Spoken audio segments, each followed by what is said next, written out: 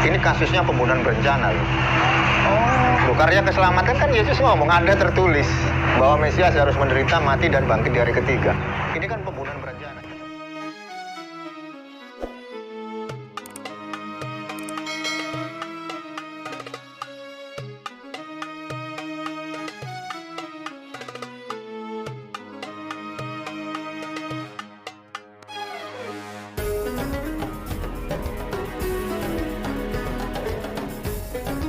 Ya, salam Bapak yang dikasihi Tuhan. Kembali lagi bersama saya di channel ini, di Suara Kebenaran Channel. Apa kabar Bapak Ibu semuanya? Saya percaya bahwa kita semuanya dalam keadaan sehat-sehat saja dan tetap dalam penyertaan Tuhan kita Yesus Kristus. Amin. Nah, Bapak Ibu yang dikasihi Tuhan, pada kesempatan kali ini saya akan mengajak kita semuanya untuk melihat atau menyaksikan bersama-sama bagaimana para gerombolan-gerombolan atau para penghujat-penghujat Kristen ini, mereka tertawa terbahak-bahak mengupas tentang kematian Yesus Kristus.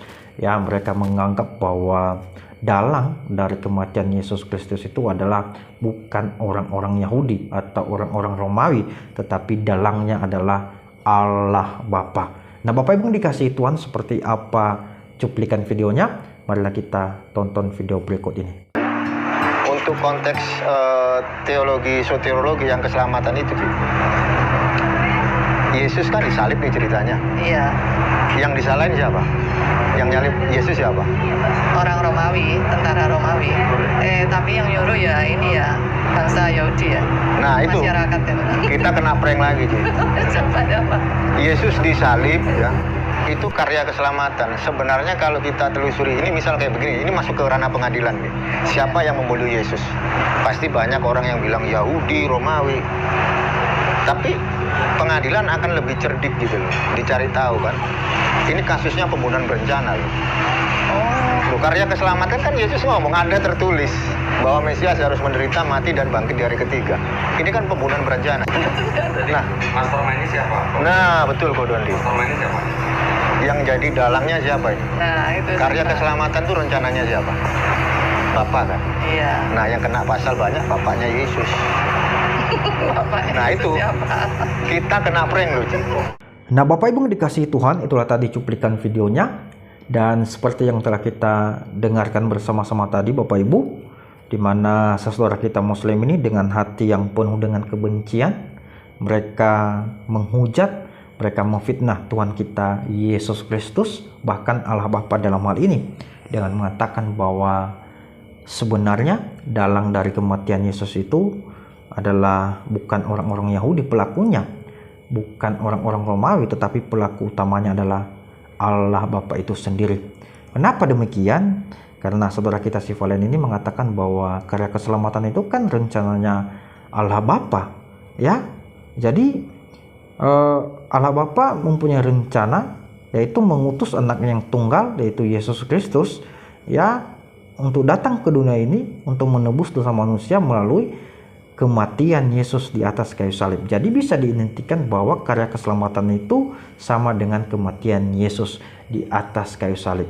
Yang punya rencana tentang karya keselamatan itu kan Allah Bapa. Jadi bisa kita simpulkan kalau misalnya kasus kematian Yesus ini dibawa dalam sebuah persidangan di pengadilan, maka orang-orang pengadilan mereka bisa mencari ya dalang yang sebenarnya atau pelaku utama dari kasus ya kematian Yesus ini, dan bisa disimpulkan bahwa dalangnya adalah pelaku utamanya adalah Allah Bapa, karena dia sendiri yang mempunyai rencana karya keselamatan itu ya, karena tertulis di dalam Matius 17 ayat yang ke-22 sampai dengan ayat yang ke-23, di mana dikatakan di situ anak manusia akan diserahkan ke dalam tangan manusia dan mereka akan membunuh dia, dan pada hari ketiga ia akan dibangkitkan. Nah, ini adalah rencana Allah Bapa ya terhadap kematian Yesus Kristus. Jadi Bapak Ibu yang dikasihi Tuhan, dia berkata bahwa ya bisa saja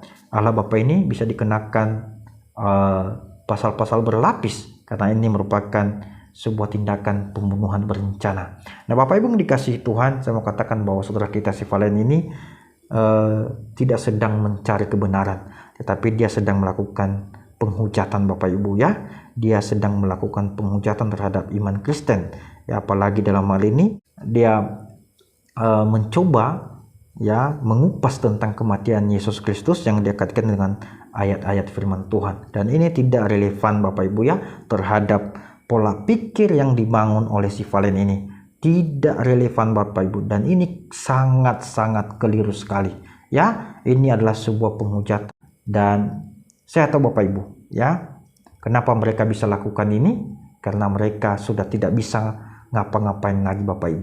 Tidak ada cara lain yang mereka lakukan Bapak Ibu selain daripada penghujatan.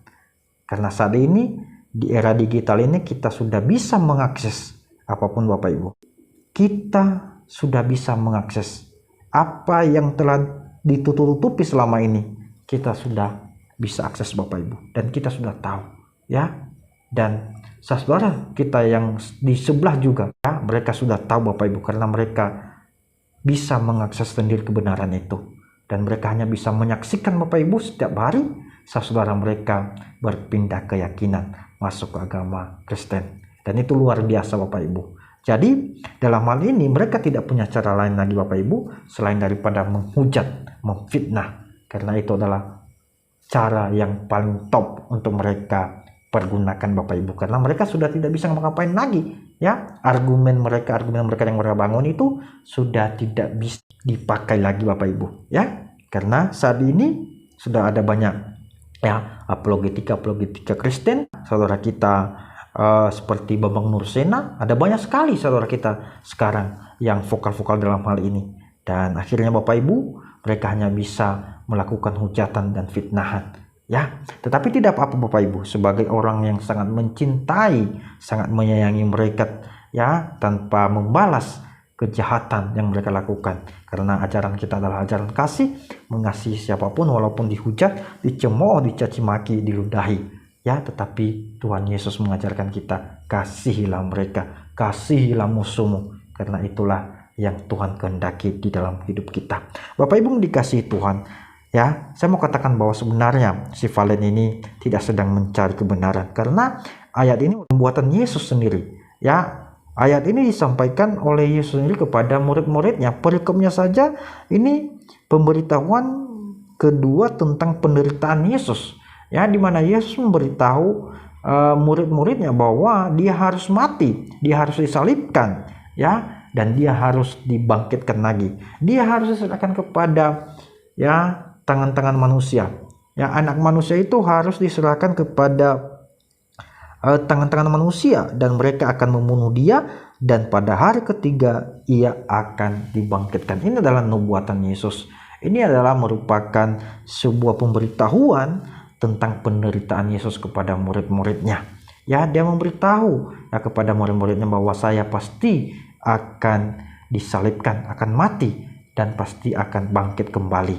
Dan apa yang terjadi Bapak Ibu, apa yang dialami oleh murid-muridnya? Mereka bersedih ketika Yesus yang memberitahu mereka tentang hal itu, karena mereka mau bahwa Yesus itu harus bisa menang secara militer ya.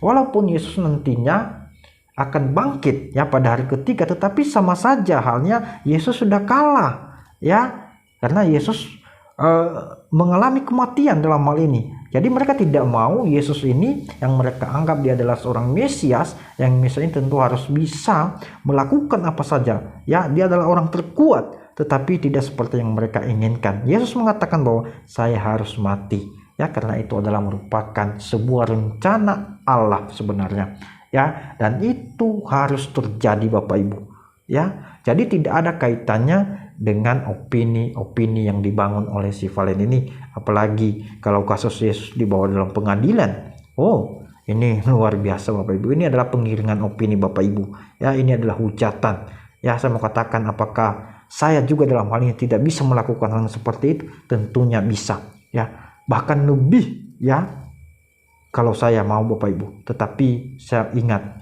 ajaran kita bukan seperti itu Bapak Ibu ya, bukan seperti itu.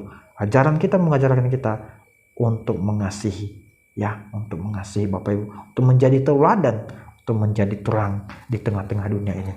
Kiranya video ini bisa memberkati kita semuanya. Terima kasih. Haleluya.